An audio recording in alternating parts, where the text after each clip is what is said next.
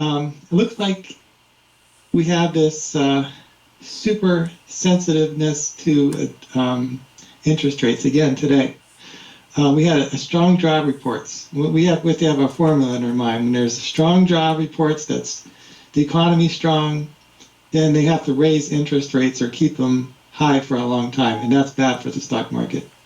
So we can see just today we had, this is a lot, I mean, 0.19 doesn't seem like a lot, but that is a lot because we have a strong job market, so the interest rates, the treasuries are going up for 10-year.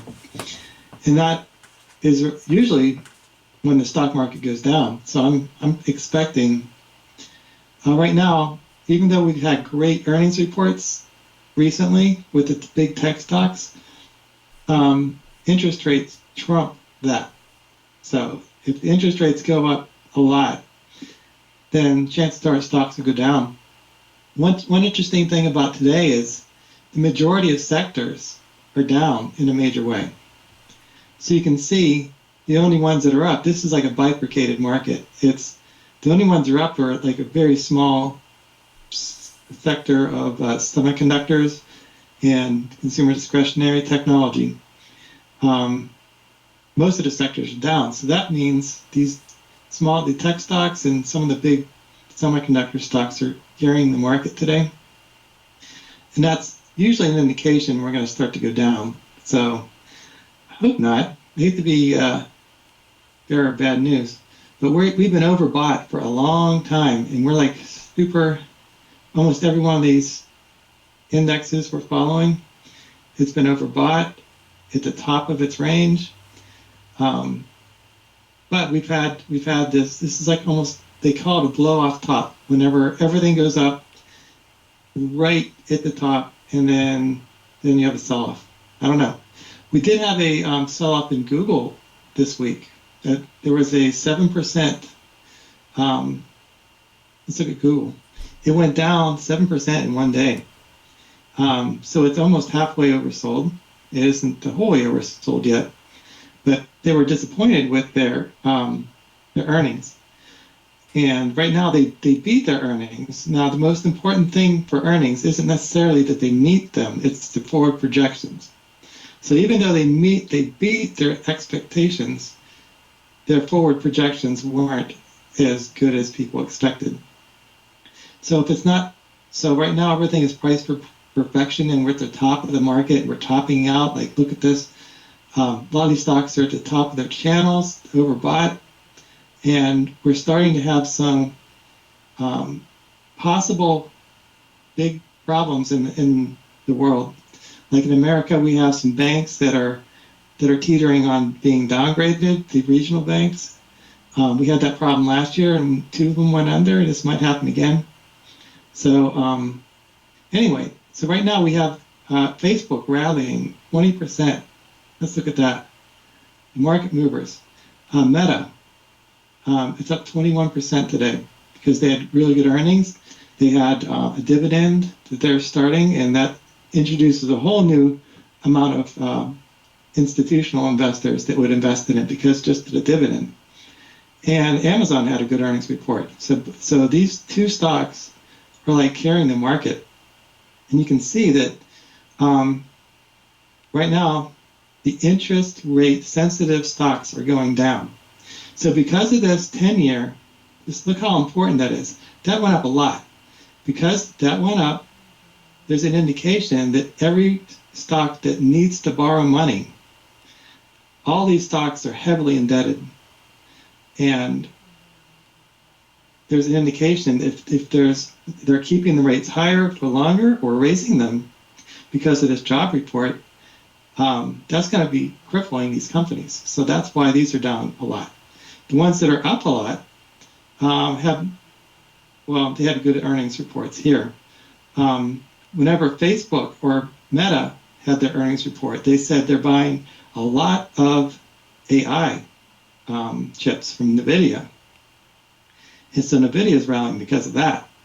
So NVIDIA reports in a month or so. And that's going to be another big day for the stock market. So all the AI related stocks are rallying because of that. But this is amazing. Whenever most of the stocks are going down and the handful are going up, that's a sign of a weak market. So, so I'm still holding all my stocks. I'm just realizing, well, we're topping out. This is an example of a topping out market. All right, let's look at some other things that are going on.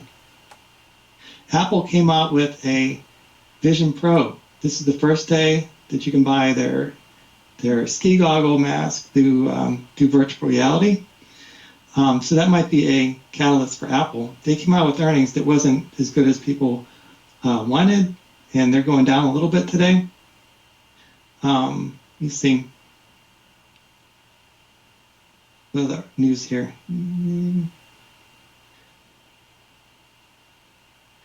Okay. Let's look at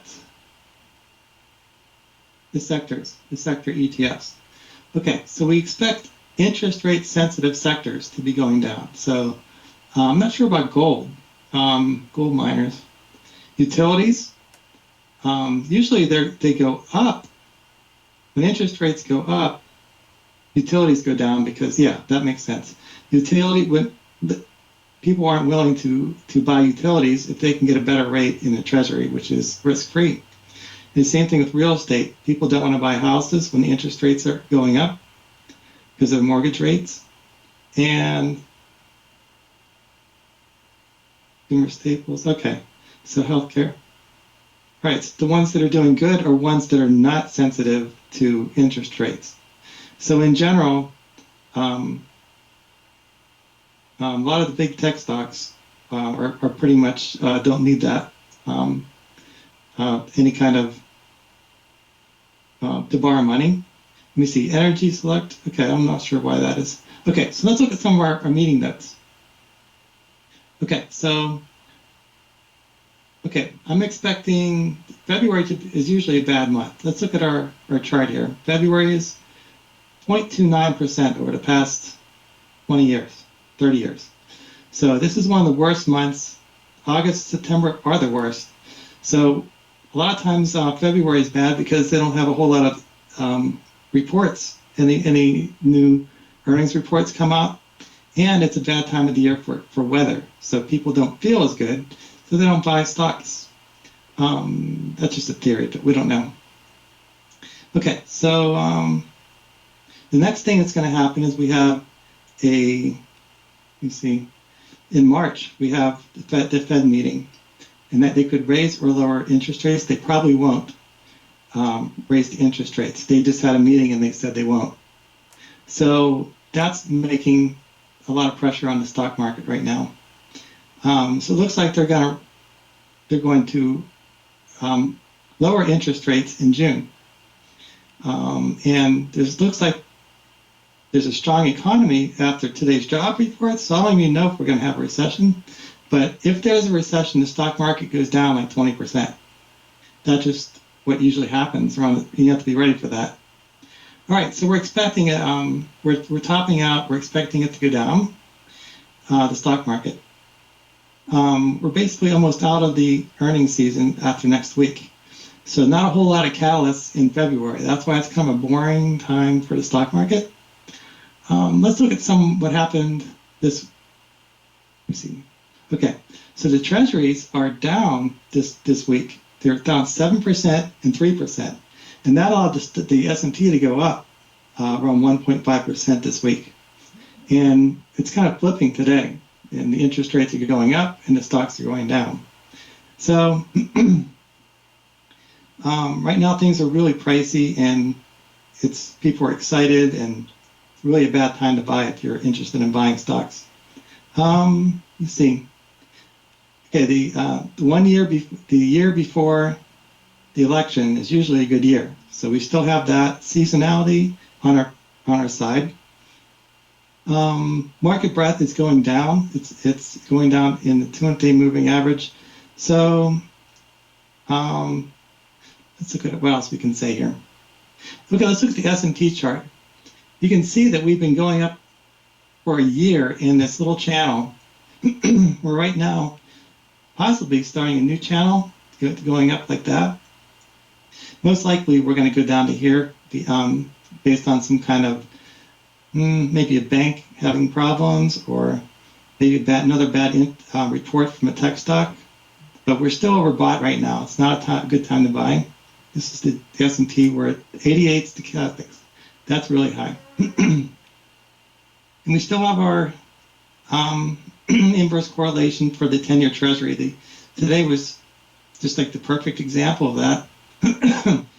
And looks like we're going to be higher rates for longer. So any company that has a lot of debt and or yields a lot is going to be very challenged, and it might go down because interest rates, the rates to fund that business go up. That's not good for those kind of stocks. But the stocks we're following, for the most part, don't have a lot of debt. So that's good for what we're following. All right.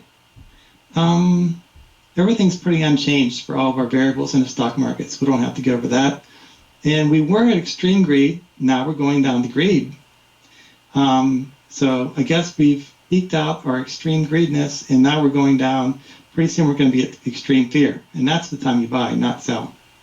So if you're a true trader right now would be selling, and they would be exiting some of their positions and getting ready for, let me see, let's look at they would exit their positions at the top, and when it gets to the bottom, that's when you buy your positions back. Okay, so everyone's still, it's going from extreme greed to greed, and then it'll be neutral next week and maybe fear after that. People are still excited in the American Association of Individual Investors. This is, I pulled up a chart, the S&P versus the AAII sentiment, and it's an inverse correlation. So everyone's super excited, and that's the opposite of what you want to do. When everyone's super bearish, that's when you want to buy. So you see, okay, dollar is unchanged this week. We saw Apple, a couple of the big tech companies complain about the dollar headwinds in a couple countries.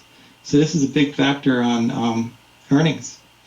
You see, right now we're going down to return to normal, and pretty soon we're going to be at fear and capitulation, and then people will not want to buy at that time. We had some things that could have caused the market crash starting to populate this week. New York Community Bank, the one that rescued Signature Bank from last year, is down 38% after a downgrade from the credit agency. So this commercial real estate defaults could be like a canary in a coal mine, and it could be something that makes the market crash with a couple of banks going under or something. Magnificent Seven stocks are starting to look a little vulnerable. So that's another thing that could happen if these start going down. Right now, Apple didn't, and Google and Tesla all disappointed. So if they go down, then the stock market might go down with them. AI, there's no bubble busting here because AI is continuing to show that it's a long-term trend. And you can see from the top 10 of today's market movers, half of these are AI stocks. So that's going to be like maybe a multi-year phenomenon. So I think that's going to stay, and it's not going to bust anytime soon. And okay, we don't have anything that else could cause a crash. So we keep our eyes on these just in case there's some more red flags that might come up. The S&P PE ratio is 22. It was 21 last week.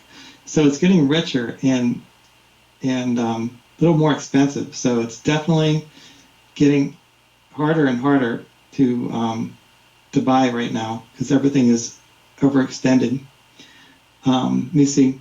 So I kept track of the worst and the first. Okay, so the best ones this year are technology. It was the best from last year too.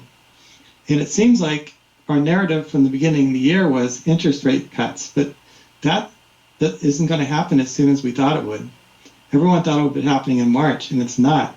So what's happening is all the stocks that we thought would go up because of lower interest rates, they're basically marking time, and the ones that are doing better are the ones that are not sensitive to interest rates. So let's see how that pans out at the end of the year. But right now, healthcare, that seems to be a surprise winner because they pay a dividend and I guess a steady demand, even though the interest rates go down.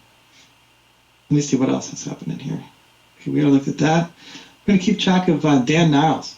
His picks at the beginning of the year. He's really smart. He chose Meta as his top pick last year, and it went up 300%. He said the same thing for this year, and it's actually up 26% this year. And Amazon's up 10%. That's including most of today. So, but these ones are still loser trades. Texas Instruments, XBI, and the KWeb. This is the Chinese ETF. So I'm thinking Meta is going to be a really good performer this year when it's all over. And both Meta and Amazon have the AI theme for their advertising in their customers. So what I did was after the earnings reports, I thought it'd be interesting to go through and see what happened in all these stocks and look at their growth rates.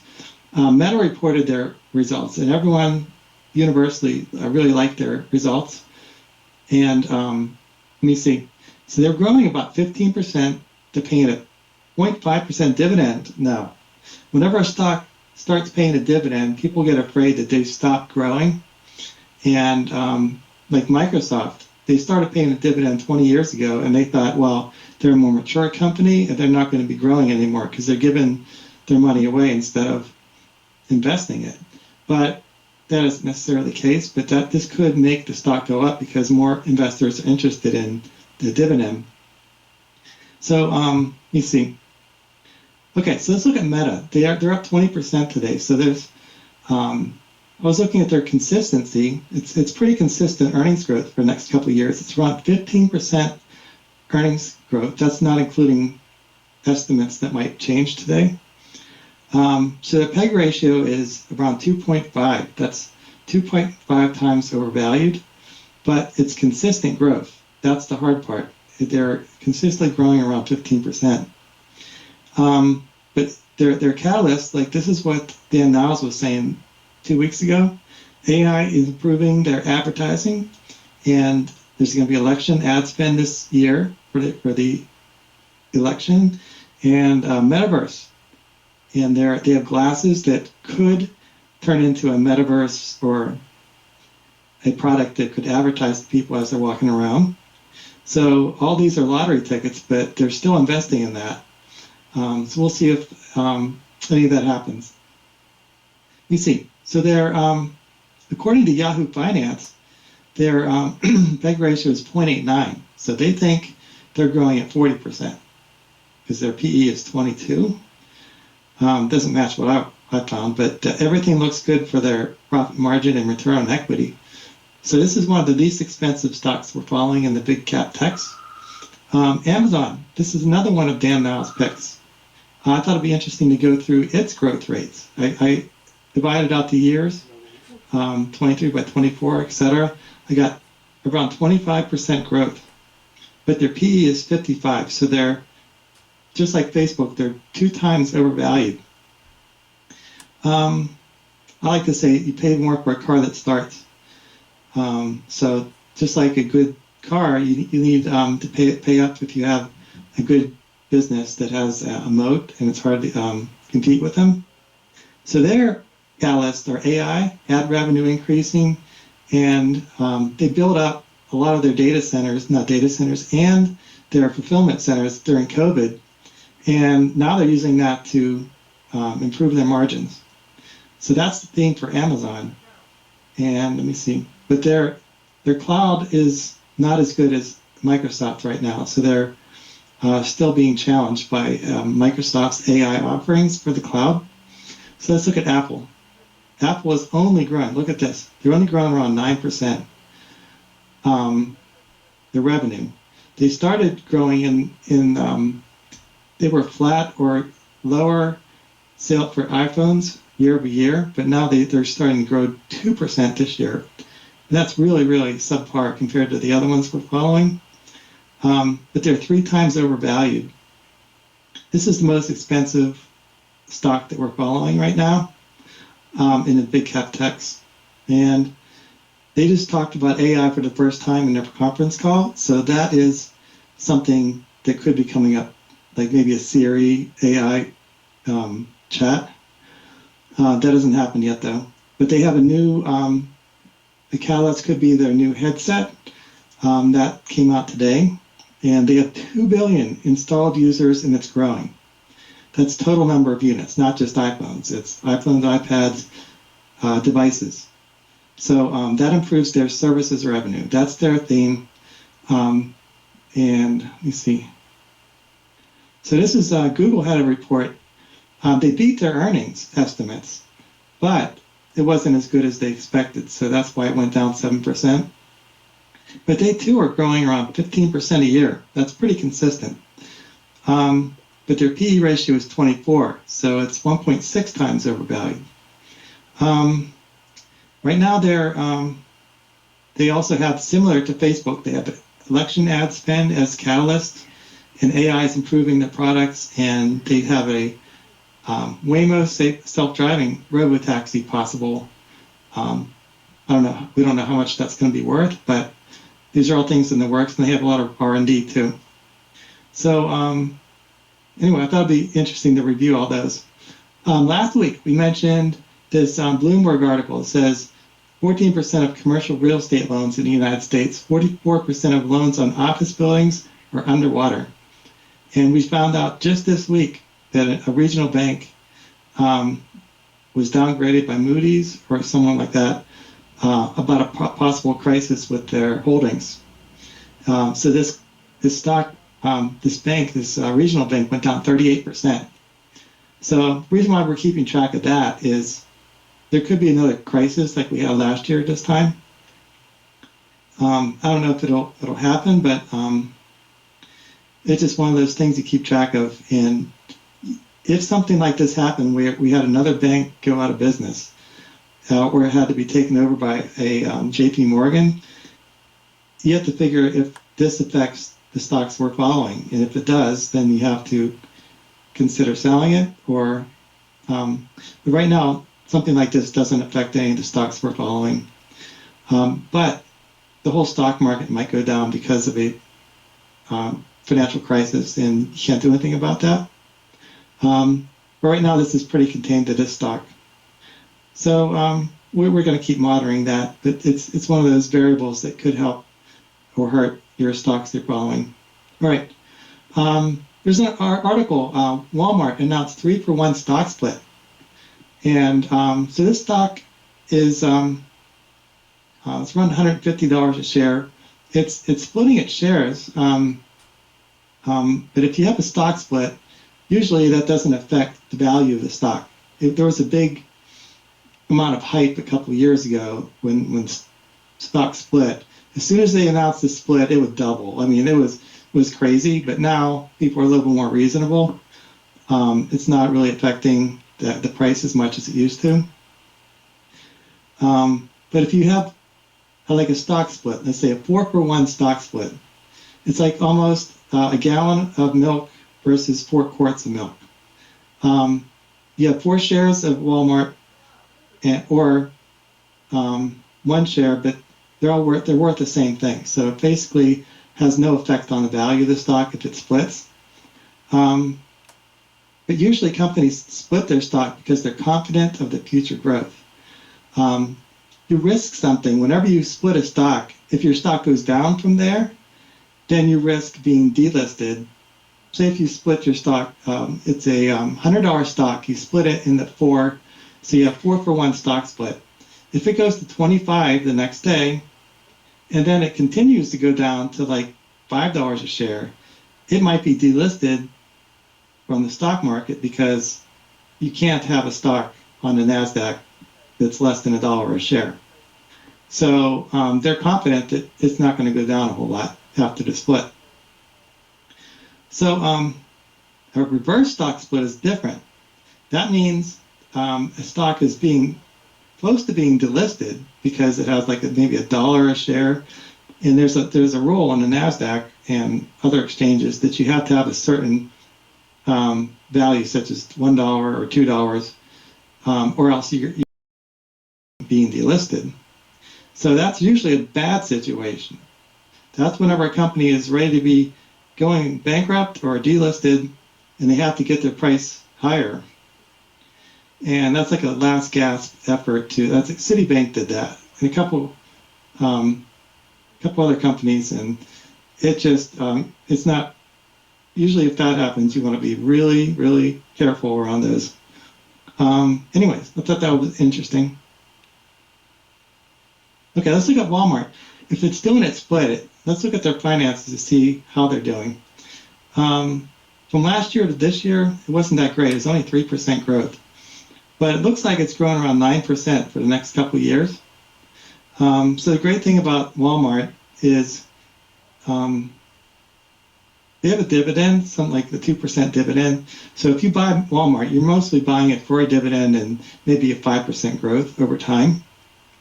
Looks like for the next couple of years, they're at 8% growth. So they're 2.5 times overvalued with a PEG ratio of 2. So the catalysts for Walmart, they're a similar business model to Amazon, which commands a higher multiple. Like Amazon has a PE of 55, and this is half that valuation. So they have that Walmart Plus, and they also have, what else do they? Well, I think that's the only catalyst I can see. They have Sam's Club, which is a very similar business model to Costco, which we all know they have a 99% renewal ratio at Costco, and that's most of the money they take in. So that's a good business model. So those are two good catalysts I see for Walmart. Let me see. So yeah, this kind of matches our numbers. They think the PEG ratio is 3, and we said 2.5. Okay, that's very close.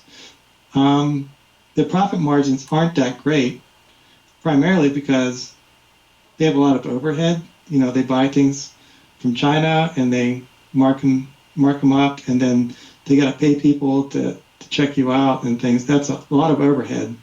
So that's probably why the profit margin's down a lot. And they have competition with Amazon.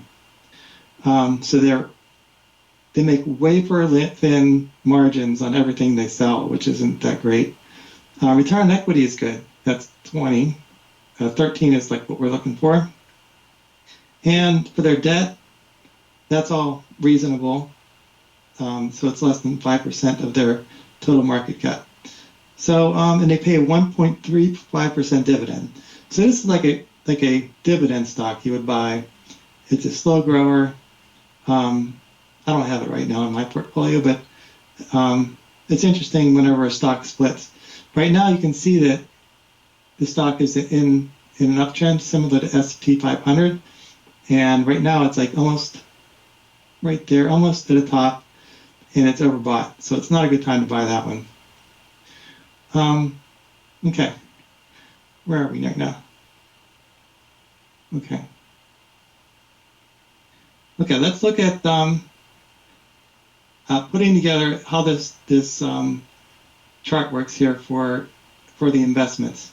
Okay, every week I update this. This allows you to put together your own portfolio or do it in paper, like a paper trade. I'll zero everything out and show you how it works. Okay, this allows you to calculate how much stocks are going to be worth 10 years, 20 years, 30 years down the road. You actually put in the number of shares that you're interested in buying, like 3, and you can see that the total value of 3 shares of Google is $426. And if that grows at the growth rate of 15%, then we calculate down here how much that's going to be worth over time. And you can see that $400 investment, if it grows at 15%, it adds up in 20 years. And this is like a simple way to predict how much you're going to have in the future. And it's great to do if you're just beginning and you just want to practice. And it isn't until you put these numbers down here and act like you have real money if you're practicing that it means something to you, and you can actually learn as the stocks have news come out and things like that. But this is kind of a complicated thing. These growth rates change over time, but I mean, I update them like a monthly basis or so. But this is how I keep track of my portfolio and how much it's going to be worth in the future. So you can see it adds up how much it's going to be worth for that one investment. And then let's look down here. At the end of, if you add up all the investments during that year, it'll add up to the total amount that you'll have. So this amount, if you go out 50 years, will be 484 million if it still grows at 15% or whatever. But these numbers actually change, and that's why we look at the news every week. And the growth and the yields change. The things we use for calculation, the yield and the growth rate, basically it. And all right, I thought that was interesting to go through. Let's look at some of our stochastics, because we haven't done that in a while. Okay, this is, right now a lot of our stocks are following a channel. We're very lucky, fortunate in the last year that there's a very reliable channel in a lot of the stocks we're following, especially the S&P 500, because most stocks actually follow the S&P. There's a high correlation to how stocks move to how the major indexes move. So right now we have, it's overbought right now, but if we have a situation where any of these indexes or the stocks we're following break out of the channel, then it becomes unreliable, and we have to kind of not use this for timing investments anymore. That happens a lot of times during a market crash, or whenever there's a bad earnings report for a stock, it breaks out of that channel. So then you can't use this at all. You can't use the stochastics at all. You can't use these channels or the lines we draw. Let me see. And this is my theory. This isn't like a perfect thing either. If it is, I just noticed it works. If there's enough people following these charts, it becomes true, because there's ways to automate this, and people trade and they buy it when it gets down to a certain level of support, and they sell it when it gets up to, these numbers. Okay, so QQQ and S&P, they're pretty much overbought right now, and you can see they're starting to go down. This little amount is starting to go down. That's usually an indication. We had Google had a bad earnings report, and that was a sign. That was a good reason for a stock market to go down a lot. So that made this little move starting to go down. So that could happen when we go down to here for a lot of the indexes and stocks we're following. Let's look at the defense stock. Let me see. Defense ETF. It's halfway between its channels, and it's overbought. And this one right here, gold, it's going sideways for the past 2 years, basically, and it's not going anywhere. Let's see. Let's look at some XLC. These are like Google and Meta. It's still in an uptrend, and it's overbought. You see, healthcare. This is one that's breaking out of a long-term sideways. This has been like this for 2 years, but all of a sudden we have the healthcare kind of making its new. This is the new leader in the stock market. It seems we're going to have higher highs and higher lows. That's probably because they pay a dividend and there's consistent demand even in a recession. And a lot of times whenever these companies aren't necessarily interest rate sensitive either. So, and they did bad last year. So when you have a combination of, like, let's look at some of our worst performers last year. Rats. There's right here. So healthcare wasn't a good performer last year, but this year it's starting to outperform. So let's look at, okay, so that's an example of one that will probably keep going up. XLI, this is another one that Didn't do good last year, XLI. It broke even last year. And this year it's doing better. Okay, so it looks like it's breaking out of that. And the same thing with XLP. This is consumer staples. These are paying dividends. These are like Procter and Gamble that pay a dividend, and they're more conservative. So they didn't do good last year. XLP, consumer staples did negative 3.8 last year. Now they're starting to do good. So let me see. Okay, financial sector is starting to break out also. XLU, it's still going down. I think that this interest rates brought it down again today. So every one of these sectors you got to think of in terms of interest rates now, because XLU is very sensitive to interest rates. Interest rates goes up, this one goes down, and that's probably why it's down today. Same with real estate.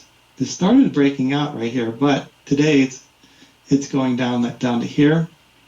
This is interest rate sensitive sector. Energy sector, it's going down. Whenever there's a recession, there's less demand for oil and oil prices go down. So that's why this is probably going down. And EWZ, this is a Brazil ETF. We're just following it just for fun. It pays like a 9% dividend, but see, it was oversold last week and right there, and it's still oversold. So it's probably going to go up to here next. Uranium, this is like in its own little world here. It's one of the best performing things this year. This is ETF for the uranium miners, but it's overbought right now. Okay, let's look at the stocks. AbbVie, this is basically been going sideways for 2 years, and it's following the XLF or XLP. Oh man, the healthcare stocks. A lot of the healthcare stocks are starting to break out, and this pays a 4% dividend, so that's in demand right now. Abbott Laboratories is very similar idea, where you have it going up because it went down last year. This healthcare sector was down last year, so maybe this is outperforming this year. And Alibaba. Remember last year we were talking about this, about how unreliable the stocks are because of the environment they're in. In America, you have a good judicial system, you have the SEC, you have a lot of safety measures for stocks, but in China, it's uninvestable in a way because you have the China government making rules and fining you and things like that doesn't make it fair. So even though you have a good bargain in the stock, it doesn't mean it's going to go up. And that's the trouble. A lot of these stocks are still struggling. You see, Google, you can see it dropped 7%. And there's a little bit more to go before it gets down to the bottom of its channel. So it's still, see, it's going down into stochastics. Probably another 2 or 3% before it hits the bottom of the channel. Now, if it goes below that, this is considered a bellwether stock, a stock that's a lot of the stock market depends on for reliability. And if it goes down, like if Apple goes down, Google goes down, and breaks out of this channel, then probably the stock market's going to go down too. Let's look at Phil. Now this is Altria. It's still in a downtrend. It's paying a 9% dividend, and it's oversold. So we're going to watch that. Amazon went up 7% today, probably at the top of its range after today, and it's super overbought, so it's not a good time to buy that one. Apple, they sold off after their earnings report. I think it's down 1%, but I think they're still reliably in this channel. Now, if they were trading at their growth rate, it would be like half the price that it's at right now. So I guess when you're a long-term holder, you got to be willing to hold it through periods of overvalue. They're overvalued now, but they're still reliably in this channel. I think the one thing that I'm looking for Apple to have is to offer like a killer service. Like Facebook or Meta, they have sunglasses that you can ask questions. Hey Meta, and while you're wearing your sunglasses. And if Apple came out with something like that for all their 2 billion users and they make money from that, that could be, something that really makes a lot of money for them. It's like AT&T. Apple did come out with Apple came out with their like AR the Vision Pro. So and it doesn't seem like it's made a big splash. I don't know. Yeah, the Vision Pro came out today for the first time for sale. So they're going to see. They usually give numbers of how well that sells. The problem is, Dan Niles was saying this. It looks like ski goggles. Who's going to wear those out in the world? It's not very cool. So one guy was saying on TV that in a year it'll be down to a pair of glasses. But this is like the first version of it, and they're trying to get a lot of developers to start to make their software for it. And right now there's not a whole lot of games or applications for it. So, and it's $3,500. I don't know who's going to buy that really.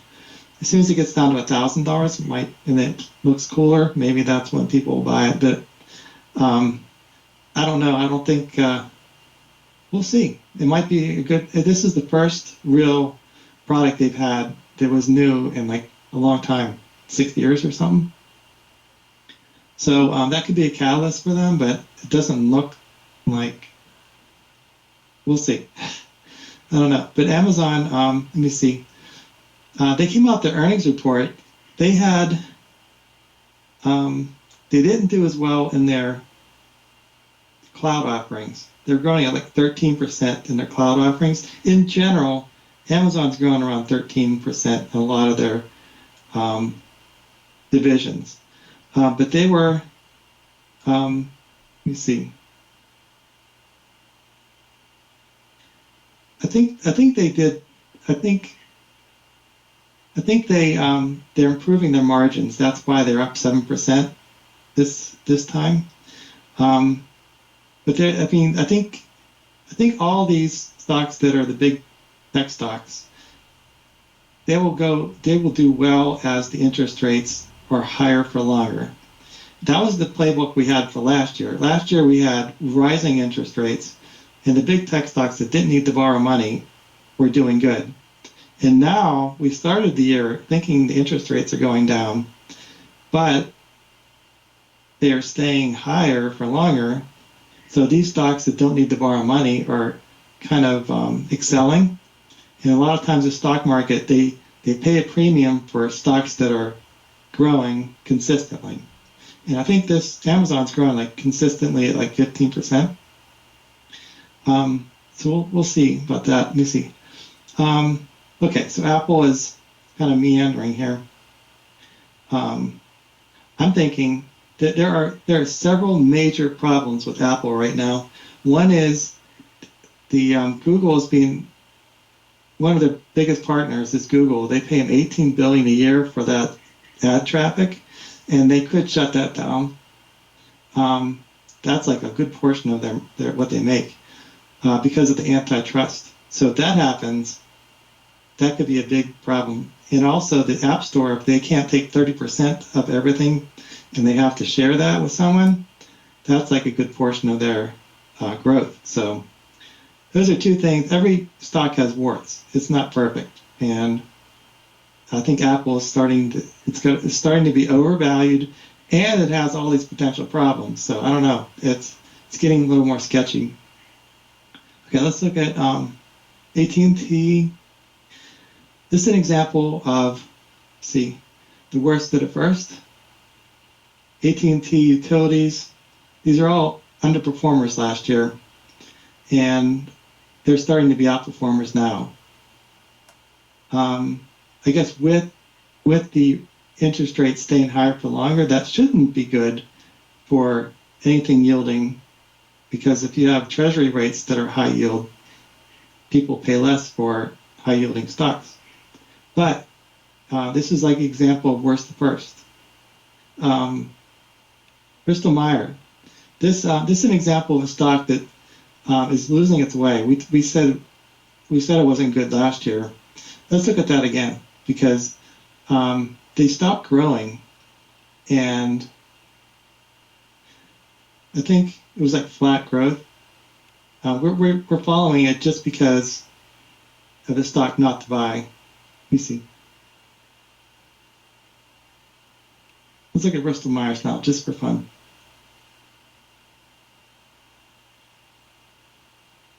Okay, so it's PE 12. That's really low. Let's look at the earnings.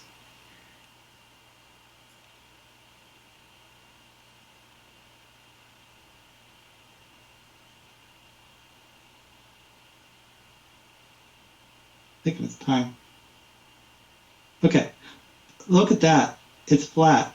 This is why the stock is going down. There's no growth there. You can see if you have 2023 is 751, and then you have 739, 7, 732, 7.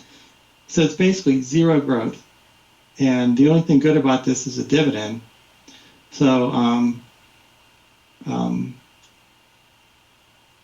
okay, that's why it's going down.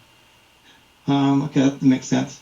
Right now, Colgate-Palmolive is breaking out. It's like the worst at first. Last year it was like sideways, and now it's one of the ones going up.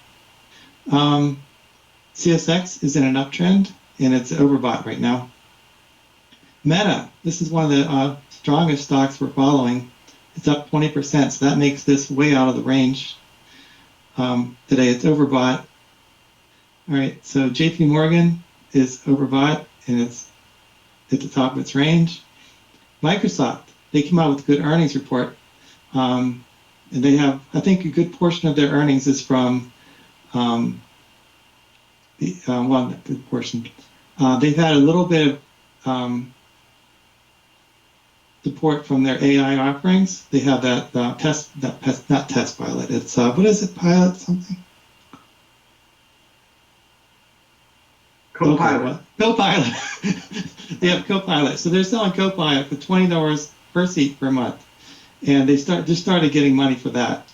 So any stock that has the word AI come up in their conference or their offerings demands a premium right now. And right now, Microsoft has a lot of different sources of making money, and that's just icing on top now with this offering for AI. So right now they're in an uptrend, and they're at the top, near the top of their range. See, Pepsi, it's still in a downtrend. It could be starting to break out right here. I don't know. We'll see if this pattern happens, and then it'll start going over here and here. Procter & Gamble is a dividend-paying stock. It was sideways all for 2 years, and now it's starting to go in an up channel. Starbucks is not so good. This is an example. Let's look at the Starbucks earnings reports. I don't think they're that great. SP, they have problems with China, and a lot of companies that depend on growth in China are starting to realize it's not going to happen, and China isn't as strong as it used to be. So the PE, let's look at their PE. The PE ratio is 28. So let's look at the earnings for this. Okay, that's not that bad. So it's 4.07 divided by 4.75.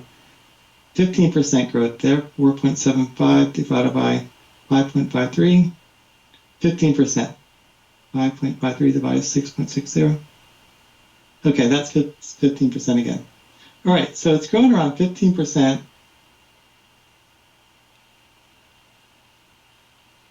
Okay, that's PE of 30, so that's 2 times, that's a PEG ratio of 2. So that's pretty expensive, and it pays a 2.44% dividend. So I guess the theme for Starbucks is it costs them 20 cents to make a cup of coffee, and they sell it for $8. And they do that around the world and grow and open new places everywhere. I think one we didn't follow.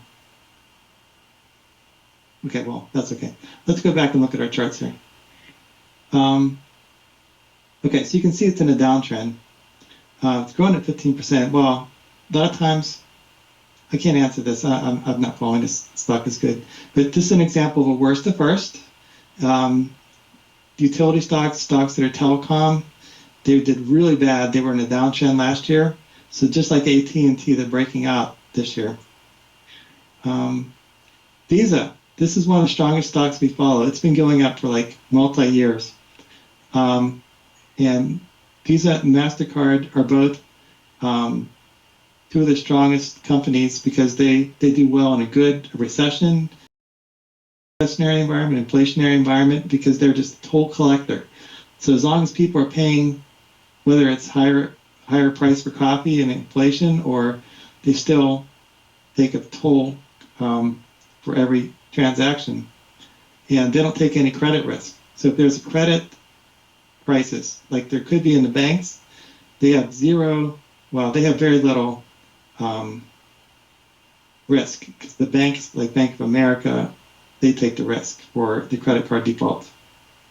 And American Express is very similar to Visa and MasterCard, where they're a brand, but American Express actually takes the that risk. So in a recessionary environment, American Express could do bad because of defaults, but Visa and MasterCard won't have that problem.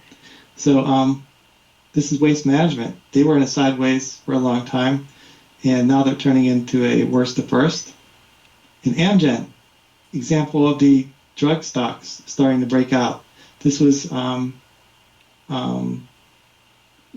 just like the two other stocks we had. There were drug stocks. CVS is like sideways. This is an example of another stock.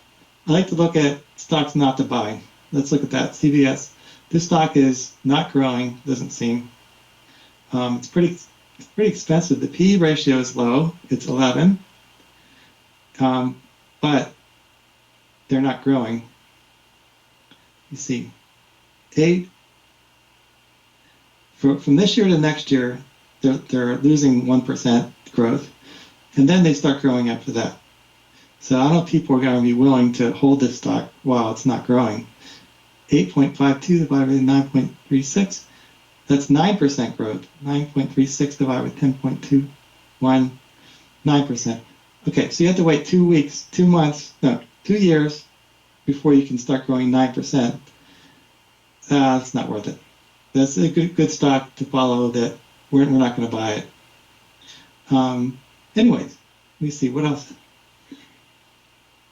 Johnson & Johnson, still in a downtrend. They have a lot of liabilities for talcum powder.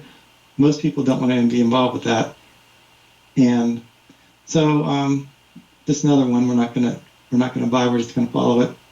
Walmart is in an uptrend. They just declared a stock split. So looks like they're overbought there at the top of the range. So it's not a good time to buy that. Tractor Supply, worst to first. It's starting to break out into its own little uptrend now. Berkshire Hathaway, this is another very high quality stock that's making new highs, and it's overbought. MasterCard, they had really good earnings report, and they also mentioned AI in their earnings report. So in other words, they're improving their delinquencies in their network, fraudulent transactions using AI. So that could be a way for them to do better than their competitors. This is one of my favorite stocks. It's like my top 5. I like it because it's consistent, like 20% growth over time, and there's not a whole lot that can disrupt it. Even in a pandemic, they were pretty steady in their earnings. So you can see they're growing at 20%. These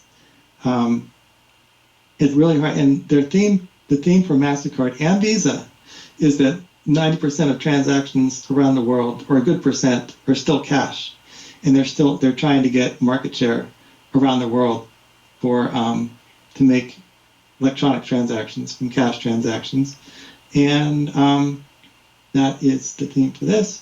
Let me see. Let's look at eBay. eBay is continuing a downtrend. This is another stock to avoid. It's oversold right now. This is an example. Let's look at eBay. This is the stock not to buy because it's not growing. It used to be growing, and that's why we started following it. But it's good to know you have to follow these, and eventually, when they stop growing or they're starting to, you see, let's look. PE is 8. That's a really low amount. But let's look at the growth rate. It's not as good as it used to be. That is really bad.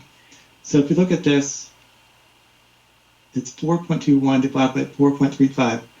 That's 2% growth. 4.235 divided by 4.66, 6% growth. 4.66 divided by 5.10. Okay, that's 8%. So it's very, it's not very good. And they pay a dividend, like 2%. So that's an example of a stock that used to be good, and now we see it's not growing anymore. Maybe because of PayPal, they don't have PayPal anymore. They don't own it. So I think it's a good every once in a while to realize it's not a stock that, and that's the reason probably why they're in a downtrend. They're not growing. And BA, this is an example of a stock that's every day they have a new story that says their planes are unreliable. There's major CEOs of major airline companies saying we're not going to buy Boeing because we're not going to fly Boeing anymore. And they're starting to look into Airbus because of the quality problems. They're losing a lot of money when their quality isn't good. So even though they have a monopoly, a duopoly, there's only 2 companies making passenger airplanes in the world. They can't make them with the quality enough. They have a backlog of 20 years, but they still can't make them without defects. So that's becoming like an unreliable stock. So there's a good reason why it's either going down or sideways.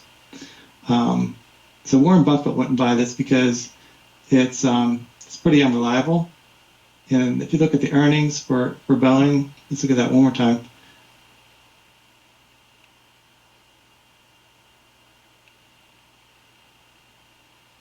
This is another example of a stock not to own, I guess.